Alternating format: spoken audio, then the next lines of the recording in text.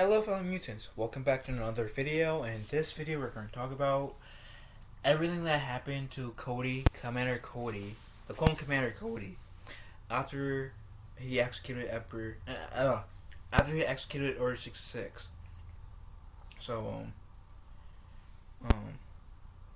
when Emperor Palpatine initiated Order 66 in Revenge of the Sith, Commander Cody was among the clone troopers that turned against their Jedi compatriots. Among the Commander Cody was among the clone troopers. Okay, I missed that part. Sorry. So Commander Cody was among the clone troopers that turned against their Jedi compatriots, but he survived long after betraying Obi-Wan Kenobi. First mentioned offhandedly in 1977's A New Hope, the Clone Wars was a conflict between the Galactic Empire and the Confederacy of Independent Systems that served as a backdrop to many Star Wars projects, most notably the prequel trilogy and the Clone Wars TV series. The Republic's forces were composed primarily of a large clone army grown like amino scientists from the genetic blueprints of bounty hunter Jango Fett. Although born identical for all practical purposes, some of these clones, Commander Cody among them, were given additional training meant to qualify them for positions of greater power and responsibility. Properly named CC-2224, Commander Cody first appeared on screen in Revenge of the Sith, after which the Clone Wars would go on to cover some of his history in the war. Throughout the Clone Wars, Cody served with Jedi General Obi-Wan Kenobi, building the respect that can be seen between the two in Revenge of the Sith. Together they would lead the 212th Attack Battalion in several large-scale battles against the droid armies, engaged in a mission to capture General Grievous on Utapau when Palpatine announced Order 66. Cody nevertheless immediately began moving his forces against Obi-Wan Kenobi. Commander Cody was not one of the clone troopers who avoided the Order programming. Despite being good friends with the Jedi, Cody wasn't able to resist his clone inhibitor chip. His pursuit only ended when he was mistakenly believed Kenobi had fallen to his death in one of the planet's massive sinkholes. As Palpatine transitioned the Galactic Republic into the Galactic Empire, Cody remained loyal, because becoming one of the first stormtroopers. In this capacity, he participated in many campaigns for the Imperial war machines, including the so-called pacification of Kashyyyk, where the planet of Wookiees was completely subjugated. Here's a full list of everything that happened to Commander Cody after the Clone Wars. So Cody's fate is one of them as I can't read for some reason. Cody's fate is one of the Star Wars most unfair endings. In serving the Empire after the Jedi were eliminated, Commander Cody was one of the last waves of clones to see action.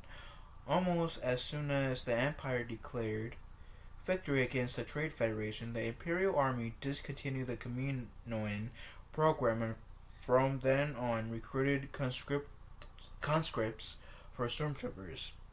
While some groups of clones, including Cody's 1212th Legion, would be kept together, many of the final clones generations were dispersed among Imperial territory to make room for the new human recruits filling the ranks. The transition from clone troopers to stormtroopers were swift, and by Solo Star Wars Story, a mere 6 years after Episode 3, they would be all phased out. Even as their practical impact declined, however, the clones' influence could still be felt in both the iconography of the stormtroopers and the mythological, mythologized legacy of the Grand Army of the Republic that greatly encouraged imperial enlistment. Being shallow featured as war heroes from propaganda wasn't enough to protest most clones from a bleak fate, though, as demonstrated by Jamar Morrison's homeless clone veteran cameo in Obi-Wan Kenobi. Fortunately, Cody managed to avoid becoming a person non grata in the eyes of the Empire, but his story is still one of the most unfair character arcs in Star Wars. Commander Cody was uncommonly skilled as a combat and tactician, but ultimately he was susceptible to the programming pressed upon him since birth. Many fans feel that Star Wars should have found a narrative way to work around Cody in Order 66, similar to Clone Force 99 in the Bad Batch, which I've heard we're going to get Cody in the Bad Batch. So we're going to get more of what happened to Cody after Order 66 in the Bad Batch show. So Cody was a fan favorite and hero of the Clone Wars series, and ending as just another lackey for the Empire felt like an unfitting finale for him. So his unfitting end, are they talking about just Legends, or is there a way that he does, like, is his end written in Disney canon? Because they could change that if they haven't done that yet in Disney canon. Anywho, Cody's legacy is complicated by the Empire that he was made to serve, especially in the campaign to as oppressive as the pacification of Kashyyyk. Unlike Clone Wars Rex, who assisted the Rebel Alliance long after the Clone Wars. However, Cody unarguably lived an impactful life to both extremes, so at the very least he should be not judged solely for the moment coerced betrayal shown in Revenge of the Sith, and I agree. And now they're going to talk about Commander Cody's story continues in Bad Batch Season 2, which something I mentioned. Commander Cody's story isn't fully written yet, though, as his presence in the trailer of the Bad Batch Season 2 confirms that he'll be given a chance to redeem himself in the upcoming Star Wars projects. Fans hoping for the immediate return to hero status will be disappointed, however. It seems like Cody's continued to work for the Empire.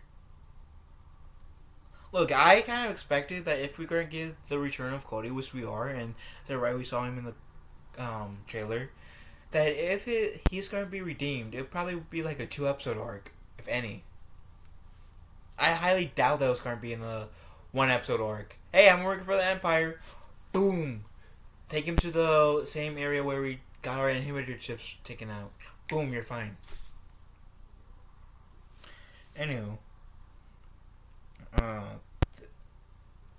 This is a crucial point because, so Cody continues to work with the Empire. This is a crucial point because it's already been revealed that the effects of the Clone Troopers programming aren't for life and wear off after some time, which means that even those who enacted Order 66 now have free will.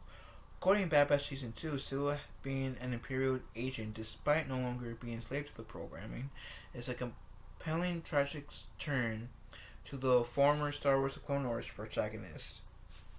Even if this is just a fake out to eventually reveal that Cody isn't really the Empire's side, on the Empire side, it seems Bad Batch Season 2 will continue to explore the socio-political implications of the larger events in the Star Wars universe. Cody's reasons for remaining with the Empire could be an interesting lens to explore through this, and it's clear that Disney plans to continue writing Commander Cody's story long after his Star Wars Revenge of the Sith debut. And I can see this. I'm excited for Bad Batch Season 2. I didn't expect me to really like the first season as much as I did. And I feel like kind of like with Mandalorian and with Andor. Like, sure, with like, it has some Jedi in it in Bad Batch. Um, we had Kanan Jarrus and his master in the first episode, and we're gonna get that Wookiee Jedi that we got introduced in the Clone Wars. Um, but outside of those two, Jedi or three Jedi that I mentioned, kind of like with Andor and Mando, well, Mando with exception of Luke and Ahsoka, and what makes Mando and Andor so special is that they don't lean on the Jedi. Sure, we got Jedi cameos in Mando, but we didn't like lean on the Jedi. Book of Boba didn't really lean on the Jedi per se. Sure, it had like, you can say like Grogu is force sensitive, and sure they showed it a few times in the show that Grogu is force sensitive, but it didn't really like lean on his force abilities too heavily.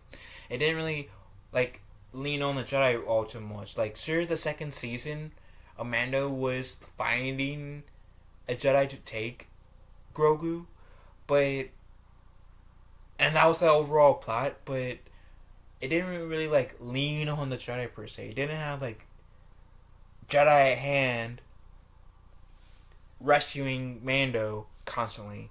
It has Ahsoka, who technically not a Jedi at this point, but she still holds some ideals of the Jedi. She works together with Mando in the episode she's in. Luke is like the only time that where we get lightsaber in hand, like Jedi lightsaber in hand, saving Mando and crew was literally in the last episode of Mandalorian. Outside of that, we can't say that and like a force wielder saved Mando. But my point being is that we haven't had a Jedi to like really lean on in Mandalorian, in Book of Boba, Andor, to like really save the day. And I like I said, Mandalorian is like the last, I want to say like 10-ish minutes of season 2 is like really the exception, but take that out of the equation. What temporarily, why can you say that would disprove my point? Because I may be acknowledging that the whole Luke's part is can be used to disprove my point, but outside of the Luke part, can you guys really like might be saying, oh, Mando has a Jedi rescuing Mando? Can you really prove my point? Can you really prove that point? Because Ahsoka is technically not a Jedi at this point, so you can't really use her. And she even said it in not Mando, Rebels, which takes place before Mando. The events of Mando that she doesn't even consider herself as a Jedi. So, anyways, I am rooting for Cody. I don't really know much about Cody outside of what we've seen in the Clone Wars. So I'm interested in what we'll see of Cody in the Clone Wars. But with that said, what do you guys hope to see with Cody moving forward? And do you guys want to see Cody having a good outcome, like a good ending, or do you guys want Cody to have a dark ending? Let me know in the comment section down below. Love you guys. Have a wonderful day. Be kind to one another. And I'll talk to you fellow mentions later. Later, taters.